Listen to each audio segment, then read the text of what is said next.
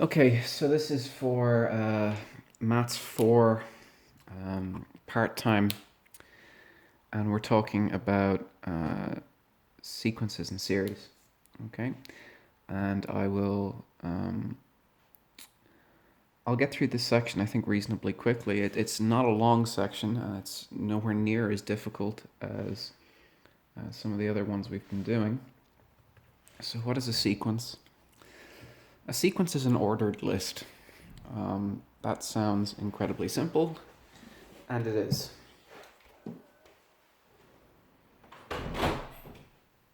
Sorry, just have to close the door there. So it can be a sequence of anything. It could be a sequence of numbers. It can be a sequence of functions. It can be a sequence of it could be a sequence of cards in a deck. It could be absolutely anything. Just an ordered list. That's what a sequence is. We're obviously going to be focused on sequences of numbers. Okay, I'll give you an example here.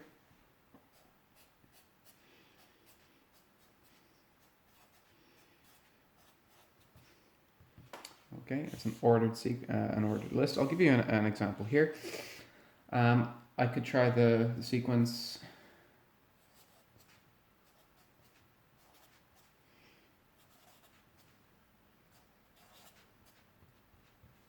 Okay, 2, 4, 6, 8, 10, moving on. Okay, that's a pretty simple sequence. It's a sequence of positive even numbers. It's not terminating, it's going on forever. Sequences are allowed to do that. And we can see that this is a sequence that has a very nice pattern. I can also give you a different sequence. Okay, let's go with a different one here. Let's take 2, 4, 8, 16, 32, going on, okay? This was a sequence of even integers. This is the sequence of powers of 2, 2 to the 1, 2 squared, 2 cubed, 2 to the 4, 2 to the 5, and so on, okay? And these would be examples of infinite series, okay, infinite sequences.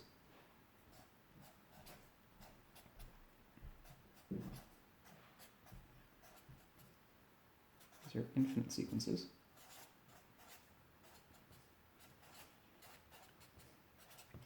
But I can just as easily have a finite sequence, okay? So a phone number is a sequence of numbers, okay? And it's very important that you get the order of a phone number right, otherwise it doesn't get you the person that you're interested in calling, okay? So lots of different sequences. Another one that you might be familiar with are things like ISBN numbers on books. They're sequences, but there's lots. Okay, so I'll give you another one here, which is very simple.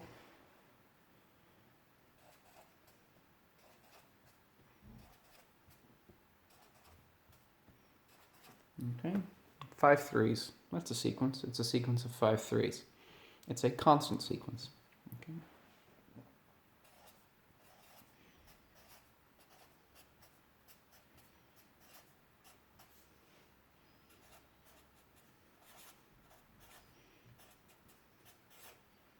It's a constant sequence, and it's finite. Okay. Now a sequence can have a nice, easily recognizable pattern, or it may have no apparent pattern at all, but the position of the numbers is still absolutely fundamental and of paramount importance. Okay, so for example, I can take this sequence. Okay, 1, 0, 1, 0, 1, 0, continuing on forever, okay, and I can take the sequence 0, 1, 0, 1, 0, 1, continuing on forever, and they're different sequences, okay? This one has 1 in the first position. This one has 0 in the first position. They are not equivalent sequences. Okay. However, they are very similar in behavior. So if we have this alternating behavior between 0 and 1 here, and we have this alternating behavior between 0 and 1 here, except that the order is important. They must line up in every position. Okay. So two sequences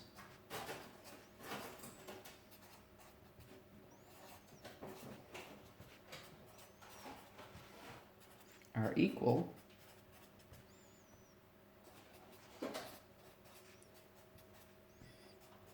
if they have the same terms.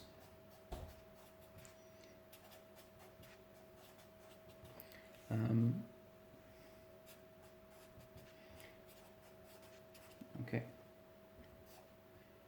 In the same order. Okay, order is important.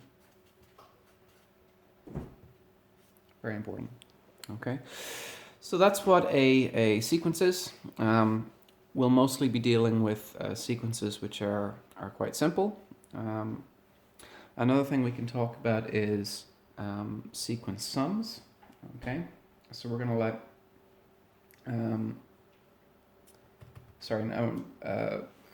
say I have a sequence. Okay, well, say I have the sequence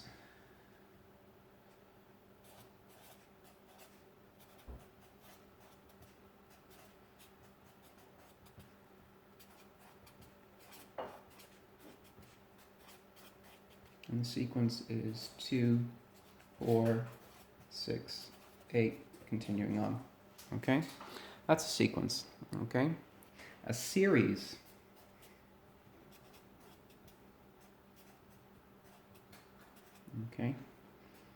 is formed by taking a summation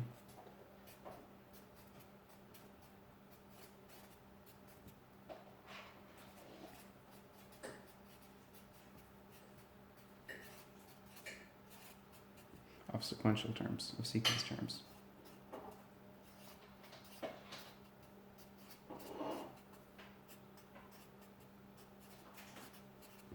Okay, so a series is formed by taking a summation of sequence terms. So in this case, I would have 2 plus 4 plus 6 plus 8, and this goes on forever. Okay, it is an infinite sum. Okay. Okay.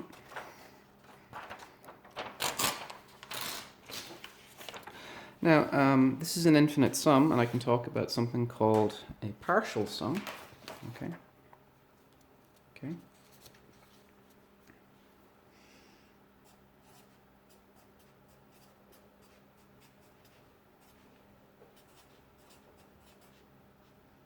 Okay, what's a partial sum? Well, the partial sum Sn is equal to the sum to the nth term. Okay, so if I have 2 plus 4 plus 6 plus 8 plus going on like that, the sum to the third term is 2 plus 4 plus 6, which is 12. Okay, the sum to the fourth term then would be 2 plus 4 plus 6 plus 8, which would be 20, and so on. Okay, so that's a partial sum.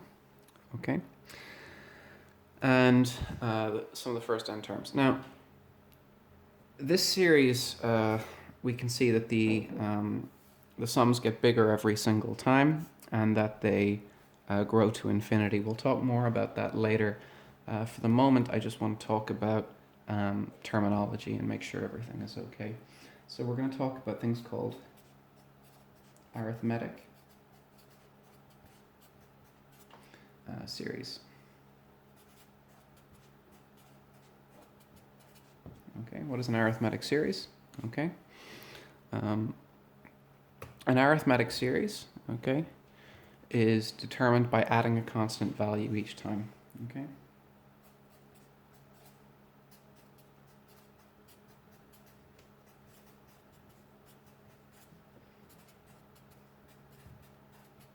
An arithmetic series is formed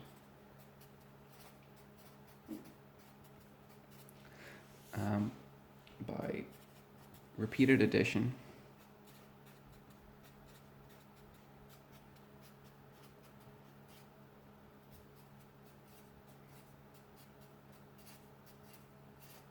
of some constant number.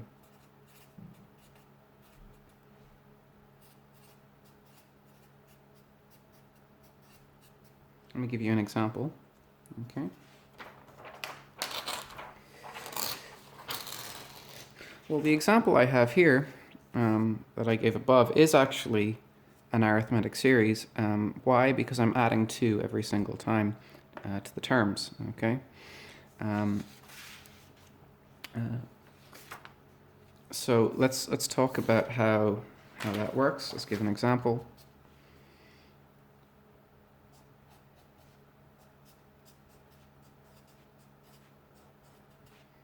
Okay, so let's say I say take 2 plus 5 plus 8 plus 11 plus, okay.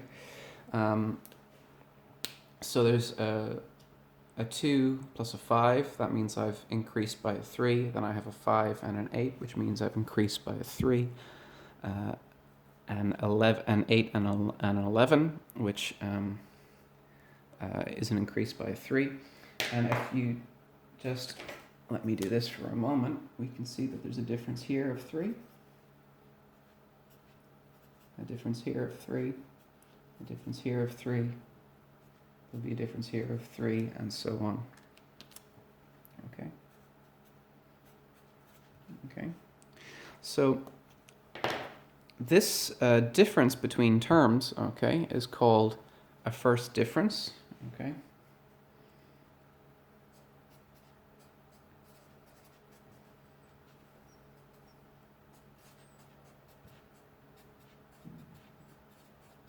The first difference is the difference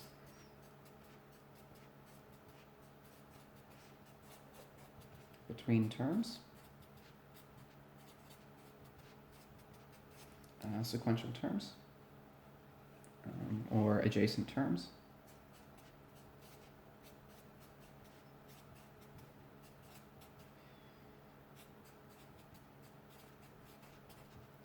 So another way of saying this is that a more accurate way of saying this actually is that an arithmetic series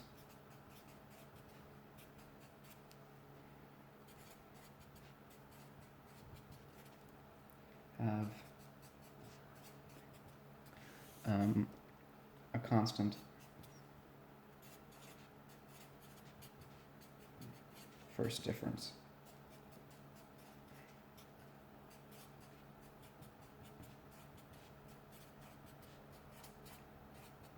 Okay, so that's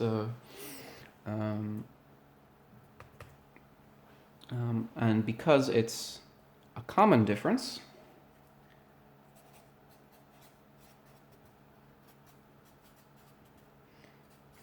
since the difference is common,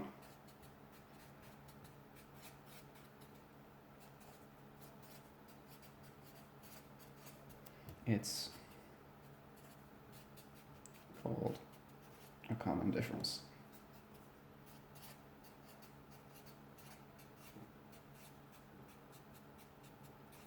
Not complicated. Okay. Pretty simple to understand. Okay. So let's have a look here. Let's do another. What's this going to look like? We're going to let a be the first term.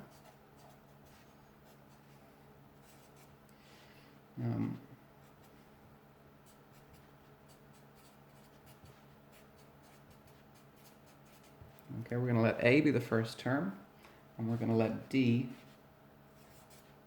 be the common difference.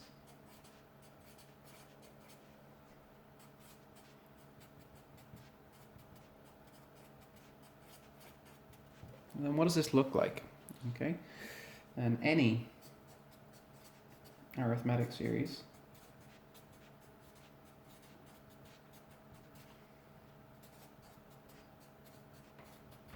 has the form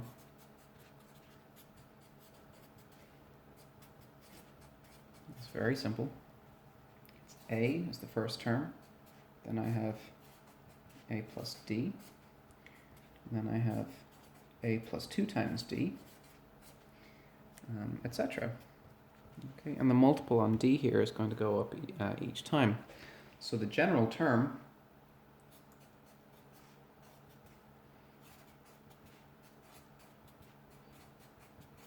form of the nth term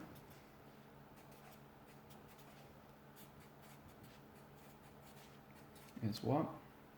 It is going to be a, and I'm going to add on n minus 1 times the difference. Okay?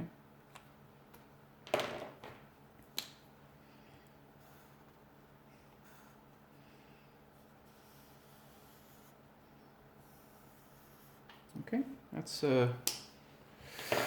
fairly simple, fairly straightforward. Okay.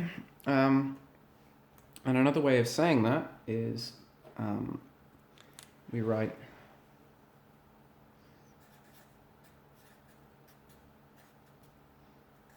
a sub n for the nth term.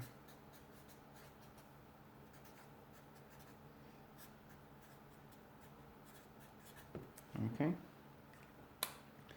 So, how do I go and find the sum of the values, okay, up to, say, the nth term, okay?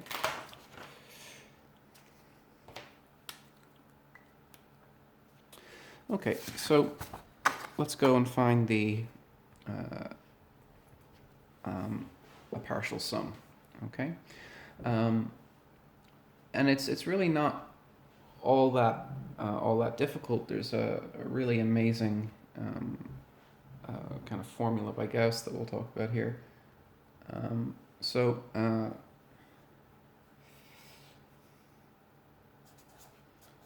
what about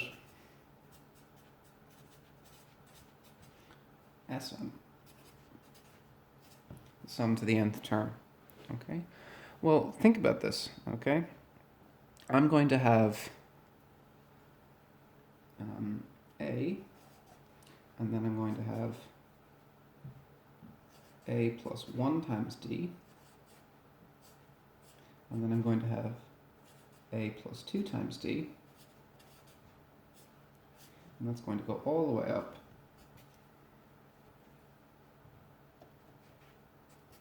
and I'm going to have a, and then I'm going to have plus n minus 1 times d.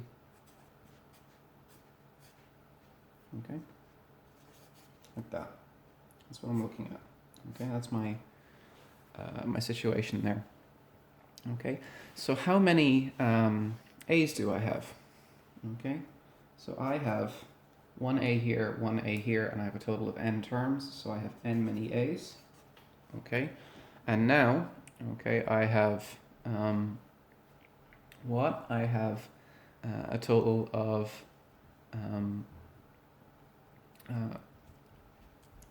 how many d's? Okay, well, I have a d here, 1 plus 2 plus 3 plus all the way up to n minus 1 times d. Okay. And there's actually a way that I can compress this, which we'll talk about in just a moment. Sorry, I had to pause there. There was a little bit of noise. So we've got this NA here. This is a pretty simple bit, and we have 1 plus 2 all the way up to n minus 1. And this is a really interesting formula. Okay.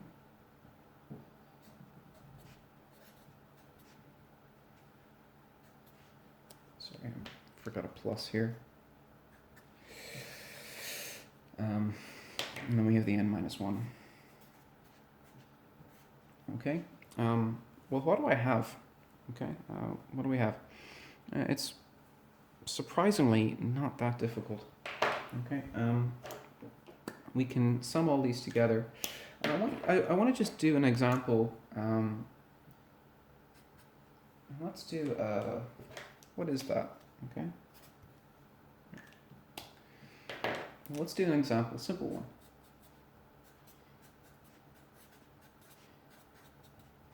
Let's say I had 1 plus 2 plus 3 plus 4 plus 5 plus 6. Okay. Well, let's look at this. Here I have 1 and 6, and together they make 7. Here I have 2 and 5, and together they make 7. And here I have 3 and 4, and together that makes 7. So what I really have is 3 times 7. Okay? And 3 times 7 is the same thing as 6 times 7 divided by 2. Okay. Now we can see that any even number is going to work in exactly the same way. I can pair this one on the outside and I'll get 7. This one on the outside gets 7. This one on the outside gets 7. If I did it with 10 terms, I would get 11 and 11 and 11, and I would have pairs to match up every single time. What about if I have an odd number? Let's try a different one. Let's try 1 plus 2 plus 3 plus 4 plus 5. Okay? And this is, again, not all that difficult to do. Okay? Well, here I have 6, and here I have 6, and here I have 3. So this is 6 plus 6 plus 3, which is 15. Okay? And what's 15? Well, 15, okay. Okay. Again, this is 5 times 6, which would make 30, and then divided by 2. And this always works. Okay?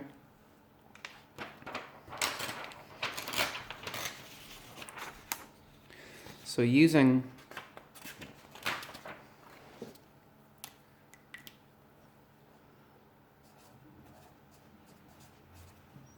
that, whenever we have this kind of arrangement, okay, and the way we write this is the sum of the terms I, where I goes from 1 to n, okay, which is equal to 1 plus 2 plus all the way up to n. That's equal to what? That is going to be equal to n times n plus 1 over 2.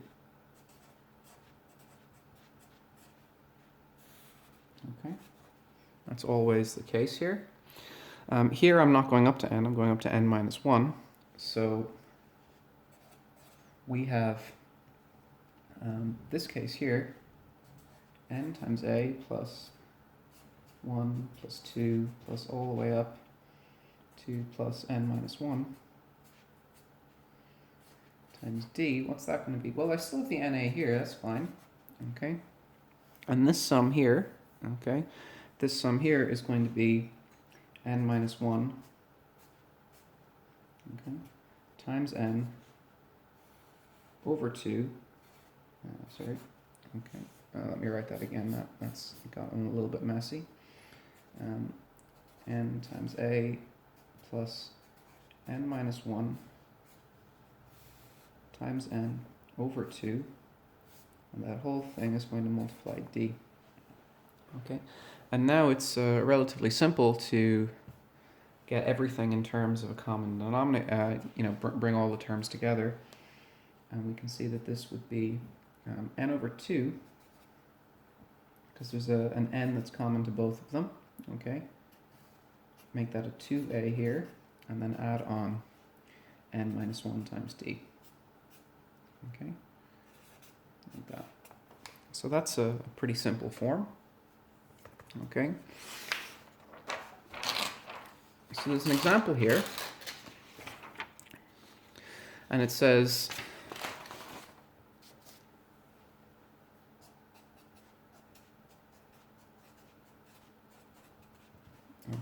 the example here is pretty simple.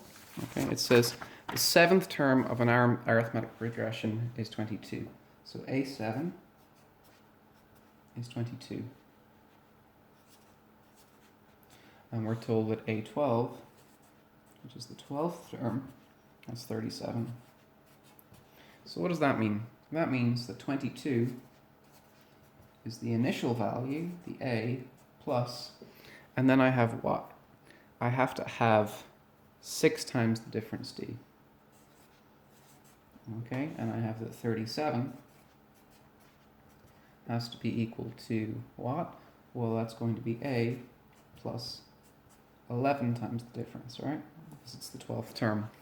Okay, and now it's pretty simple for me to do some simultaneous equations. Okay, so what do I have? I have A plus 11D is 37, and I will subtract away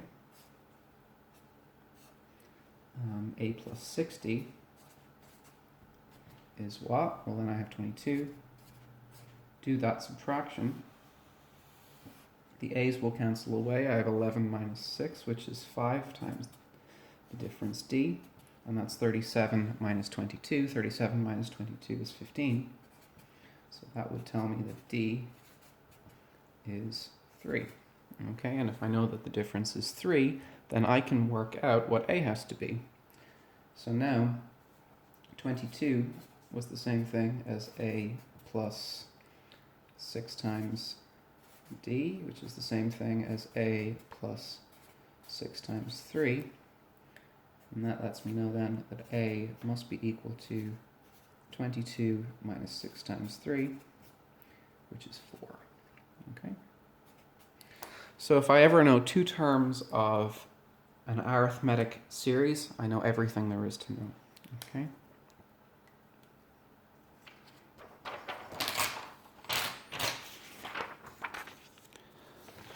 And then I will truncate the video here after this, so we can determine an arithmetic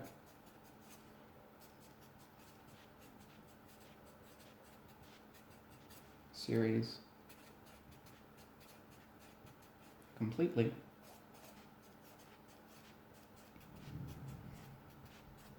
in this way, given any 2 terms.